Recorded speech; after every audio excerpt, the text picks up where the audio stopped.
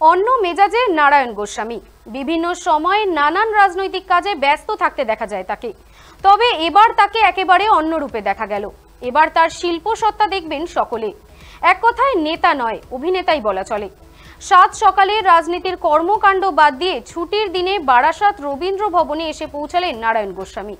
সেখানে তিনি একটা নতুন নাটক নমস্তস্মৈ নিয়ে অনুশীলন ও পরিচালকের সঙ্গে কথা বলতে এসেছেন বলে এমনটাই জানান তিনি আরও বলেন, ছোটবেলা থেকেই নাটক, গান, বাজনা প্রভৃতির প্রতি তার শখ ছিল। তাই রাজনীতির মধ্যে দিয়েই ব্যক্তি কিছু সময় বার করে সাংস্কৃতিক মঞ্চের মূল্যায়নের প্রস্তুতি। অন্যদিকে ছবির পরিচালক জানান, ফেসবুকে ভাইরাল হওয়া চণ্ডীপাঠ দেখেই তিনি নারায়ণ গোস্বামীর প্রতি উন্মুগ্ধ এবং সেই চণ্ডীপাঠ থেকেই পরিচালকের মনে তাকে নিয়ে এই নমস্তস্মৈ নাটকের পরিচালনার চিন্তা ভাবনা মাথায় আসে।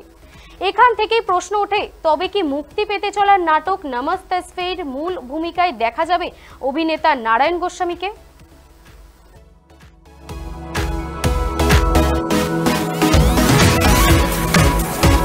এই জায়গায় ওনারা মনে করেছেন যে আমাকে দিয়ে সেটা পূরণ হতে পারে। আমার ওই প্রোগ্রাম লাইভ যেটা চণ্ডীপাঠের মুহূর্তটা ওনারা শুনেছেন, সেই জন্য এই অফারটা দীর্ঘদিন ধরে দিচ্ছিলেন, কিন্তু লোকসভা নির্বাচন থাকার জন্যে বা বাগদায় বাই ইলেকশন থাকার জন্য আমি সময় দিতে পারিনি।